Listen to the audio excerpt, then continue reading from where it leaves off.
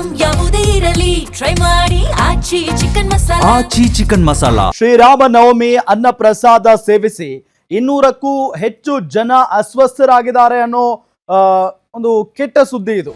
ದೇವನಹಳ್ಳಿ ತಾಲೂಕಿನ ಬೆಟ್ಟೇನಹಳ್ಳಿ ಗ್ರಾಮದಲ್ಲಿ ಆಗಿರುವಂತಹ ಘಟನೆ ಬಹಳ ನೋವಿನ ಸಂಗತಿ.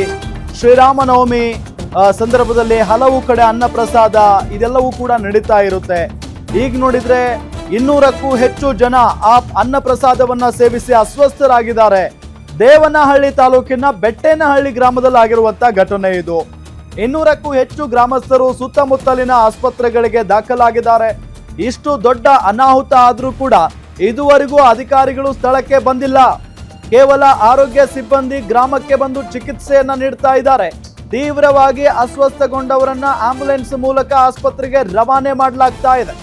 ಪ್ರತಿ ವರ್ಷದಂತೆ ಶ್ರೀರಾಮ ನವಮಿ ಪ್ರಯುಕ್ತ ಅನ್ನ ಪ್ರಸಾದವನ್ನ ವಿನಿಯೋಗ ಮಾಡಲಾಗ್ತಾ ಇತ್ತು. ಈ ವರ್ಷವೇ ಮೊದಲ ಬಾರಿಗೆ ಫುಡ್ ಪಾಯ್ಸನ್ ಘಟನೆಯಿಂದಾಗಿ ಗ್ರಾಮಸ್ಥರಲ್ಲಿ ಆತಂಕ ಹೆಚ್ಚಾಗಿದೆ. ನಿಜಕ್ಕೂ ಕೂಡ ಬಹಳ ನೋವಿನ ಸಂಗತಿ ಇದು. ಪಾಪ ಬಹಳಷ್ಟು ಜನ ಅಂದ್ರೆ 200ಕ್ಕೂ ಹೆಚ್ಚು ಜನ ಇಲ್ಲಿ ಅನ್ನ ಪ್ರಸಾದವನ್ನ ಸೇವಿಸಿದ ನಂತರ ಅಸ್ವಸ್ಥರಾಗಿರೋದು ಗೊತ್ತೇ ಇದೆ ಪ್ರತಿಯೊಬ್ಬರಿಗೂ ಕೂಡ. ಶ್ರೀರಾಮನವಮಿ ಅಂತ ಬಂದಾಗ ಇಡೀ ದೇಶವೇ ಒಂದು ರೀತಿಯಲ್ಲಿ ಹಬ್ಬದ ವಾತಾವರಣ ಇರುತ್ತೆ, ಹಬ್ಬದ ಸಂಭ್ರಮದಲ್ಲಿರ್ತಾರೆ. ಜೊತೆಗೆ ಆ ಸಂದರ್ಭದಲ್ಲಿ ಪಾನಕ, ಮಜ್ಜಿಗೆ ಇದೆಲ್ಲವನ್ನು ಕೂಡ ಕೊಡ್ತಾ ಇರ್ತಾರೆ. ಜೊತೆಗೆ ಅನ್ನ ಪ್ರಸಾದವನ್ನ ನೀಡ್ತಾ ಇರ್ತಾರೆ. ಅಂತ ಸಂದರ್ಭದಲ್ಲಿ ಈಗ ದೇವನಹಳ್ಳಿ ತಾಲೂಕಿನ ಬೆಟ್ಟೇನಹಳ್ಳಿಯಲ್ಲೂ ಕೂಡ ಈ ರೀತಿಯಾದಂಥ ಘಟನೆ ಆಗಿರೋದು. ಪ್ರತಿ ವರ್ಷ ಶ್ರೀರಾಮ ಜಯಂತಿ ಪ್ರಯುಕ್ತ ವರ್ಷ ಅನ್ನಪ್ರಸಾದ ಮಾಡ್ತಾನೆ ಇದ್ರು. ಅದೇ ರೀತಿ ಈ ವರ್ಷನೂ ಗ್ರಾಮಸ್ಥರೆಲ್ಲ ಸೇರ್ಕೊಂಡು ಮಾಡಿದ್ದಾರೆ. ಬಟ್ ನಿನಗೆ ಏನಾಗಿದೆ ಅಂತ ಗೊತ್ತಿಲ್ಲ. ಕೆಲವರಿಗೆ ಫುಡ್ ಪಾಯ್ಸನ್ ಆಗಿದೆ, ವಾಮಿಟ್, ಲೂಸ್ ಮೋಷನ್ ಆಗಿದೆ.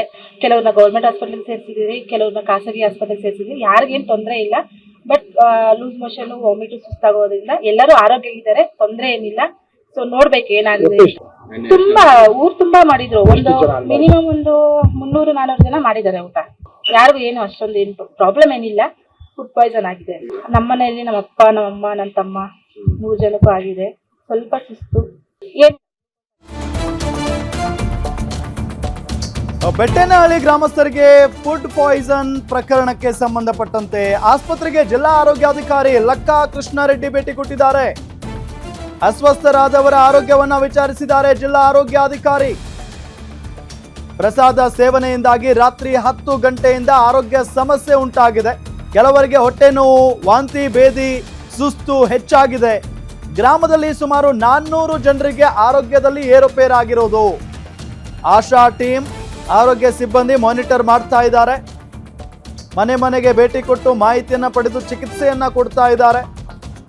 ಪ್ರಸಾದಕ್ಕೆ ಬಳಸಿರುವ ಪದಾರ್ಥಗಳನ್ನ ಟೆಸ್ಟಿಂಗ್ಗೆ ಕಳಿಸಿದ್ದೇವೆ. ಅಡುಗೆ ತಯಾರಿಕೆಗೆ ಬಳಸಿರುವ ನೀರನ್ನ ಸಹ ಟೆಸ್ಟ್ ಮಾಡಲಾಗ್ತಾ ಇದೆ. ಜಿಲ್ಲಾ ಆರೋಗ್ಯಾಧಿಕಾರಿ ಲಕ್ಕಾ ಕೃಷ್ಣಾರೆಡ್ಡಿ ಕೊಟ್ಟಿರುವಂತ ಹೇಳಿಕೆ ಇದು. ರಾತ್ರಿ 10 ಗಂಟೆಯಿಂದ ಸಿಂಪ್ಟಮ್ಸ್ ಅಂದ್ರೆ ಹೊಟ್ಟೆ ನೋವು, ಹೊಟ್ಟೆಲ್ ಕ್ರ್ಯಾಂಪ್ ಬರೋದು, ವಾಮಿಟಿಂಗ್ ಅಂದ್ರೆ ವಾಂತಿ ಬಂದಂಗೆ ಮತ್ತೆ ಆ ಥರ ಎಲ್ಲ ಸಿಂಪ್ಟಮ್ಸ್ ಸ್ಟಾರ್ಟ್ ಆಗಿದೆ. ಅರೌಂಡ್ ಊರಲ್ಲಿ ಕೇಳಿದ ಪ್ರಕಾರ 400 ಜನ ಸೇವಿಸಿದ್ದಾರೆ. ಅದರಲ್ಲಿ ಒಂದು 60 ಜನ ನಮ್ಗೆ ಅಪ್ರೋಚ್ ಆಗಿದ್ದಾರೆ ಬೆಳಗ್ಗೆ ಇವತ್ತು 10 ಗಂಟೆಯಿಂದ. ಅದರಲ್ಲಿ ನಾವು 11 ಜನಕ್ಕೆ IV ಫ್ಲೂಯಿಡ್ಸ್ ಹಾಕಿಬಿಟ್ಟು ಟ್ರೀಟ್ಮೆಂಟ್ ಕೊಡ್ತಾ ಇದ್ವಿ ಅದೇಶನಹಳ್ಳಿ PHCಯಲ್ಲಿ. 4 ಜನ ಮಣಿಪಾಲ್ ಹಾಸ್ಪಿಟಲ್ ದೊಡ್ಡಬಳ್ಳಾಪುರದಲ್ಲಿ ಅಡ್ಮಿಷನ್ ಆಗಿದೆ. ಅದರಲ್ಲೂ ಎಲ್ಲ ಚೇತರಿಸ್ಕೊಂಡಿದ್ದಾರೆ. ಮಿಕ್ಕಿದವರೆಲ್ಲ OPD ಪೇಷಂಟ್ ಅಲ್ಲಿ ಕೊಟ್ಟಿದ್ವಿ. ನಮ್ಮ ಆಶಾ ಟೀಮು, ನಮ್ದು THO ಮತ್ತೆ ನಮ್ದು RRT ಅಂತ ಇರುತ್ತೆ, ಒಂದು ಡಿಸ್ಟ್ರಿಕ್ಟ್ ರ್ಯಾಪಿಡ್ ರೆಸ್ಪಾನ್ಸ್ ಟೀಮ್, ಅವರೆಲ್ಲ ಸೇರಿಬಿಟ್ಟು ಈಗ ಸರ್ವೆ ಮಾಡ್ತಾ ಇದ್ದಾರೆ.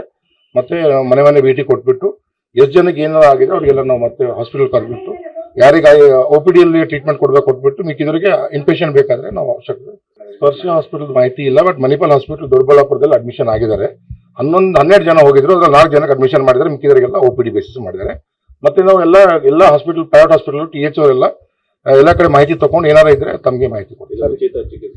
100% ಈಗ ನಾವು ಕೊಡ್ತಾ ಇರೋದೆಲ್ಲ ಉಚಿತ ಚಿಕಿತ್ಸೆನೆ. ಖಾಸಗಿ ಆಸ್ಪತ್ರೆ ಉಚಿತ ಇರಲ್ಲ, ಬಟ್ ನಾವು ಅವರಿಗೆ ಅಡ್ಮಿಷನ್.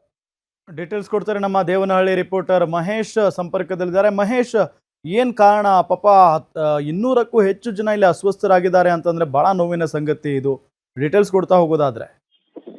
ಹೆಸರಾಮ್, ಏನು ಶ್ರೀರಾಮನವಮಿ ಹಬ್ಬ ಮಾರನೇ ದಿನ ಕಳೆದಂತೆ ಏನು ದೇವನಹಳ್ಳಿ ತಾಲೂಕಿನ ಬೆಟ್ಟೇನಹಳ್ಳಿ ಗ್ರಾಮದಲ್ಲಿ ಪ್ರತಿ ವರ್ಷದಂತೆ ಊರಲ್ಲಿ ಪರ್ವ ಅನ್ನುವಂತ ಒಂದು ಸಂಭ್ರಮವನ್ನ ಆಚರಣೆ ಮಾಡಿರ್ತಾರೆ. ಅಂದ್ರೆ ಗ್ರಾಮದ ಮನೆಗಳಿಗೆ ಭೇಟಿ ನೀಡಿ ಅಲ್ಲಿ ಆಹಾರ ಪದಾರ್ಥಗಳನ್ನ ಶೇಖರಿಸಿಕೊಂಡು ಎಲ್ಲ ಒಂದ್ ಕಡೆ ಊರಿನ ಮಧ್ಯಭಾಗದಲ್ಲಿ ಊಟ ಮಾಡುವಂತ ಪ್ರತೀತಿ ಈಗಲೂ ಇದೆ, ಮುಂದೇನು ಆಗುತ್ತೆ ಅನ್ನುವಂಥದ್ದು. ಹಾಗಾಗಿ ಏನು ಆಹಾರ ಪದಾರ್ಥಗಳ ಏನು ಶೇಖರಣೆ ಮಾಡಿರ್ತಾರಲ್ಲ ಅದರಲ್ಲಿ ಕೆಲವೊಂದಿಷ್ಟು ಪಾಯ್ಸನ್ ಕಂಟೆಂಟ್ ಇರೋದು ಅವ್ರ ಗಮನಕ್ಕೆ ಬರದೆ ಅಡುಗೆನ ಮಾಡಿರುವಂತದ್ದು. ಈ ನಿಟ್ಟಿನಲ್ಲಿ ಏನು ಅಡುಗೆ ಸೇವಿಸದಂತ ಗ್ರಾಮಸ್ಥರ ಪೈಕಿ ಬಹುತೇಕರು ಇವತ್ತು ಅಸ್ವಸ್ಥರಾಗಿರುವಂತದ್ದು, ಅಂದ್ರೆ ವಾಂತಿ ಭೇದಿ ಮತ್ತೆ ಸುಸ್ತು ಆಗುವಂತ ಲಕ್ಷಣಗಳು ಕಂಡು ಬಂದಿರುವಂತದ್ದು. ಈ ಹಿನ್ನೆಲೆಯಲ್ಲಿ ಏನು ಗ್ರಾಮಕ್ಕೆ ಆರೋಗ್ಯ ಜಿಲ್ಲಾಧಿಕಾರಿಗಳು ಏನು ಆರೋಗ್ಯಾಧಿಕಾರಿಗಳು ಮತ್ತೆ ಆರೋಗ್ಯ ಸಿಬ್ಬಂದಿ ಕೂಡ ಭೇಟಿ ಕೊಟ್ಟು ಈಗಾಗಲೇ ಏನು ಗ್ರಾಮದಲ್ಲಿ ಮನೆ ಮನೆಗೆ ಭೇಟಿ ನೀಡಿ ಮಾತ್ರೆಗಳನ್ನ ಕೊಟ್ಟಿರುವಂತದ್ದು. ಕೆಲ ಜನರನ್ನ ಏನು ಸ್ಥಳೀಯ ಆಸ್ಪತ್ರೆಗೆ ಮತ್ತು ಸರ್ಕಾರಿ ಆಸ್ಪತ್ರೆಗೆ ದಾಖಲು ಮಾಡಿರುವಂತದ್ದು.